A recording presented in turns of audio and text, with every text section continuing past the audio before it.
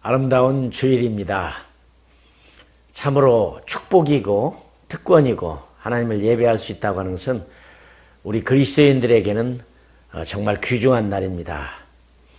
그렇지만 세상을 바라보면 세상은 참 힘들고 어렵고 복잡하고 날마다 전쟁처럼 사는 것이 세상인 것 같습니다. 오늘부터 기도원을 우리가 공부하게 되는데 이 광경을 보면 그때나 지금이나 참 비슷한 상황이라는 생각이 듭니다. 우리가 어쩌면 더 이해하기가 쉬운 그런 하나님의 말씀인데, 말씀은 하나님이고 저들에게 주신 너무 귀중한 약속입니다. 이 말씀을 통해서 우리가 하나님의 깊은 사랑과 섭리를 깨닫기를 원합니다.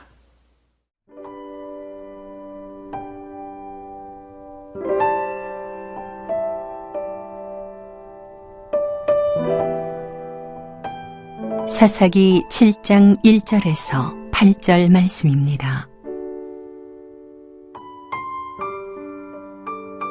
여룻바알이라 하는 기드온과 그를 따르는 모든 백성이 일찍이 일어나 하롯셈 곁에 진을 쳤고 미디안의 진영은 그들의 북쪽이요 모레산 앞 골짜기에 있었더라.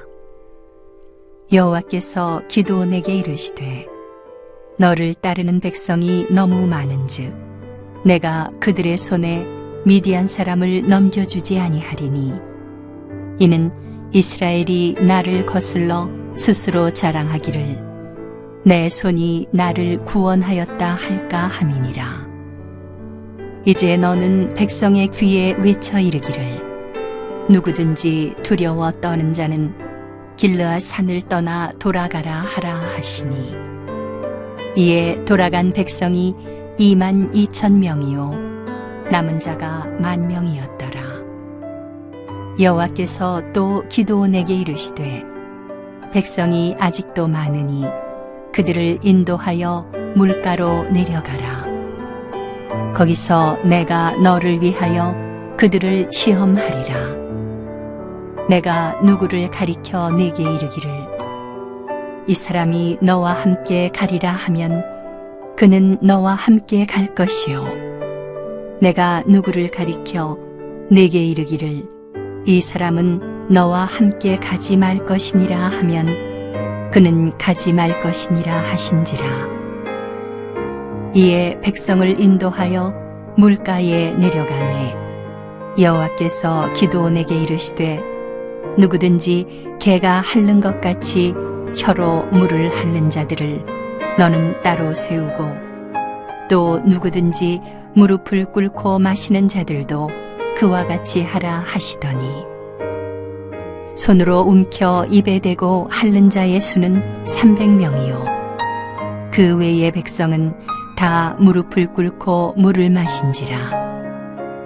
여호와께서 기드온에게 이르시되 내가 이 물을 핥아먹은 300명으로 너희를 구원하며 미디안을 네 손에 넘겨주리니 남은 백성은 각각 자기의 처소로 돌아갈 것이니라 하시니 이에 백성이 양식과 나팔을 손에 든지라. 기드온이 이스라엘 모든 백성을 각각 그의 장막으로 돌려보내고 그 300명은 머물게 하니라. 미디안 진영은 그 아래 골짜기 가운데에 있었더라. 여룻바알이라고 하는 그 기드온, 바알상을 무너뜨렸다고 해서 불러준 그 이름인데요. 이 기드온이 이제 미디안 연합군하고 전쟁을 치르는 장면입니다. 사사기서는 여러분 아시는 대로 정말 중국의 삼국지 시대 같은 그런 날마다 싸움과 전쟁과 또 사람들을 죽이고 하는 그러한 복잡하고 힘든 그런 때를 가리켜 보이는 것인데, 그 이유는 이스라엘 백성들이 하나님을 멀리하고 잊어버리고, 특별히 차세대 젊은 세대가 하나님의 전쟁을 통해서 능력의 하나님을 이제 알게 되는 그런 하나님의 교훈을 주는 때가 바로 이 사사기 때입니다. 여호수아는 어떤 일인지 다음 세대의 지도자를 안 세웠죠. 세울 수가 없었는지 아니면 안 세웠는지, 제 생각으로는 아마 세우지 못하는 형편이었던 것 같습니다. 많은 하나님의 사람들은 후계자를 늘 세웠지만 여호수아는 후계자를 세우지 못하고 갔습니다. 그 이유가 너무 번영하는 시대에 있어서의 이 젊은이들이 그만큼 하나님께 멀리 감으로 말미암아 지도자를 세울 수 없는 것이 아니었는가 생각을 합니다. 그래서 하나님은 이 젊은 세대, 차세대의 젊은이들에게 이 전쟁을 통해서 이스라엘의 하나님, 만물을 창조하신 하나님, 인간을 통치하시고 사랑하시고 인도하시는 하나님인 것을 보여주기 위해서 전쟁이 시작됩니다. 근데 이 기드온을 불러서 이 연합군과 전쟁을 이루게 되는데 아주 재미있습니다. 여러분 아시는 대로 전쟁이라고 하는 것은 얼마나 많은 숫자냐, 얼마나 많은 무기가 있느냐, 얼마나 잘 훈련된 군인들이냐, 아니면 싸울 수 있는 모든 군량미가 충분하게 있는 것이냐. 근데 이번에 전쟁은 전혀 그렇지 않은 모습을 보여줍니다. 우리가 그때를 통해서 지금도 마찬가지지만 정말 하나님의 기쁜 뜻을 배울 수 있는 신앙인으로서 어떻게 살며 세상과 싸워야 할 것인가를 보여주는 귀한 말씀이라고 생각됩니다. 이 연합군의 숫자를 보니까 약 13만 5천 명. 근데 기드온을 통해서 하나님이 불러가지고 전쟁을 시키는데 사람을 모았더니 그것도 3만 2천 명입니다. 그렇다고 3만 2천 명이 싸움을 준비한 잘한 용사들이냐? 그런 것 같지 않습니다. 그렇지만은 오늘 본문에 보면은 여룻바알이라 하는 기드온과 그를 따르는 모든 백성이 일찍이 일어나 그랬습니다. 그래도 아주 부지런하게 전쟁을 하기 위해서 많은 사람이 모여드는 것 같습니다. 그러나 이 장면을 보면 참으로 안타까운 것을 볼 수가 있습니다. 그 사람들이 약 13만 5천 명인데 3만 2천 명 가지고 무슨 전쟁을 하겠습니까?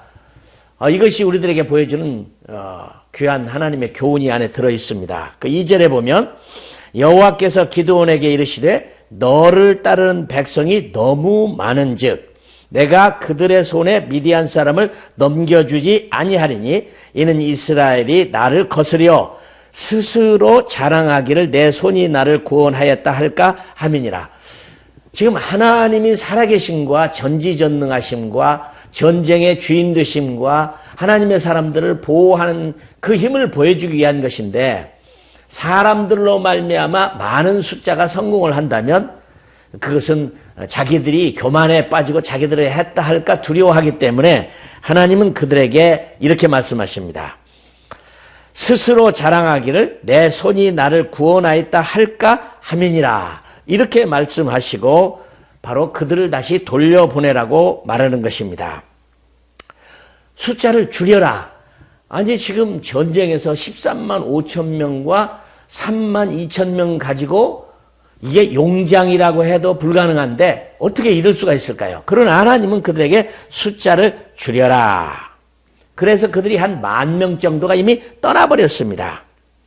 그런데 더 말씀을 보면 더 줄여라.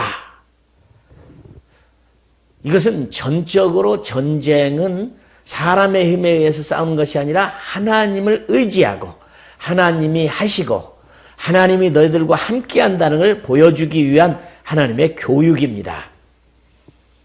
참 이런 장면을 보면서 오늘 또 우리가 어떻게 이 세상에서 많은 세상과 싸울 때 이겨야 할 것인가를 보여주는 신앙인으로서의 길이 어떤 것인가를 보여주는 귀한 말씀이라고 생각합니다.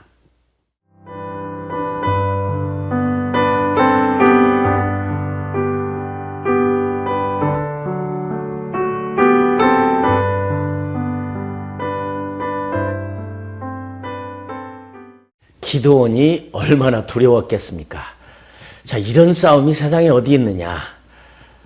그런데 지금 하나님은 숫자를 더 줄여라. 너무 많다. 10,000명이 가버렸는데도요. 6절에 보면 여호와께서 또 기드온에게 이르시되 백성이 아직도 많으니. 그래서 이제 숫자를 줄이라는 것입니다. 사실 기드온은 처음부터 하나님을 의지하지 않을 수가 없죠. 어떤 방법으로도 이길 수 있는 그런 눈에 보이는 가시적인 것은 전혀 보이지 않기 때문입니다. 근데 줄이는 방법을 이제 하나님이 인도하십니다. 여기에서 우리가 놀라운 것은 기드온이 하나님의 말씀을 듣는다는 것입니다. 그럼에도 불구하고 두려움이 있죠. 그래서 5절에 보면 이에 백성을 인도하여 물가에 내려가매 여호와께서 기드온에게 이르시되, 하나님이 모든 전쟁의 방법, 전술, 전략을 다 주는 겁니다. 여기에 사람을 보면 누구든지 이런 방법으로 해서 3가지의 방법을 통해서 이제 숫자를 줄이게 되는 것입니다. 물론 어떤 방법이든지 나쁜 방법은 아니지만 하나님은 그 방법을 통해서 이제 사람을 이제 숫자를 줄이게 되는데요. 사람을 보니까 첫째는 이렇게 있습니다. 누구든지 개가 핥는 것 같이 혀로 물을 핥는 자들은 너로 따로 세우고, 또 누구든지 무릎을 꿇고 마시는 자도 그와 같이 하라 하시더니 손으로 옮겨 입에 대고 핥는 자의 수는 300명이요 그 외의 백성은 다 무릎을 꿇고 물을 마신지라. 여기에서 숫자를 줄이는 방법으로 개처럼 핥는 사람, 그리고 무릎을 꿇고 마시는 사람, 그 다음에 이 손을 컵처럼 만들어서 물을 받아서 핥는 사람, 이런 3종류의 사람들을 볼 수가 있습니다. 근데 그 중에서 마지막에 남은 300명, 이렇게 손으로 들어서 컵처럼 또 핥아서 먹은 그 사람들만 남겨놓고 보내라. 결국은 300명이 남는 겁니다. 지도자 기드온과 숫자를 따지면 301명이죠. 도대체 301명이 13만 5천하고 어떻게 싸우는 겁니까? 이건 아주 불가능한 상황인데요. 이것을 볼 때 우리는 정말 하나님을 의지하되 내 힘은 전적으로 의지하지 말고 100% 하나님만 의지해야 하는 것. 사실은 이게 신앙이죠. 헌신이란 말이 50%는 헌신이 아니죠. 90%도 헌신이 아니죠. 99.9%도 헌신이 아닙니다. 100%를 드려야 헌신인 것이죠. 그러니까 하나님을 전적으로 의지한다고 하는 말은 부분적으로 하나님을 의지하는 것이 아니라 우리 신앙은 정말 모든 것을, 우리가 부르는 찬송가에 I surrender all이라는 영어의 그런 말 있죠. 내게 있는 모든 것을 주님 앞에 바칩니다. 이런 마음의 상태를 보여주고 있는 것입니다. 그러니까 많은 숫자가 있고 좋은 무기가 있고 능력이 있다면 하나님이 하신 게 아니죠. 사람이 했다고 하겠죠. 그러므로 하나님 말을 전적으로 마음과 정성과 뜻과 힘을 다하여 주 너의 하나님을 사랑하고 의지하라는 것처럼 그런 것을 우리에게 보여주는 것입니다. 그리고 돌려보낼 때 이 말씀에 보면 우리말 성경에 보면은 성경 가운데 번역을 할 때 떠나는 사람들이 남아있는 사람들에게 가지고 있는 양식과 나팔을 다 넘겨주면서 그들은 이제 떠납니다. 어떤 마음으로 떠났는지는 모르겠지만 걱정을 했겠죠. 야, 이 숫자를 가지고 전쟁을 해야 되는데 그거 나머지 또 이 숫자만 남겨놓고 우리를 가라고 한다. 이게 가능성이 있는 것이냐. 모두가 다 의심하며 갔을 것입니다. 그렇습니다. 때로는 우리가 하나님의 일을 하고 살 때 안 되고 의심스럽고 가능성이 없고 인간적으로 해보고 싶을 때가 우리는 참 많습니다. 사실은 우리가 살아계신 하나님, 전능하신 하나님, 세상 만물을 창조하신 하나님이라면 우리는 전적으로 의지할 수가 있는 것입니다. 기도하겠습니다. 하나님 아버지, 우리는 하나님만을 의지하는 그런 신앙을 갖게 해 주시옵소서. 우리는 전적으로 무능하고 우리 힘으로 할 수 있는 일이 없다는 것을 압니다.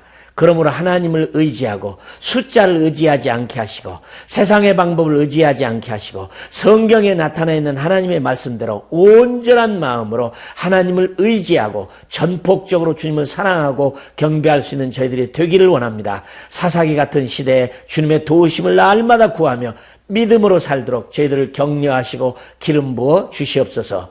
예수님의 이름으로 기도하옵나이다. 아멘.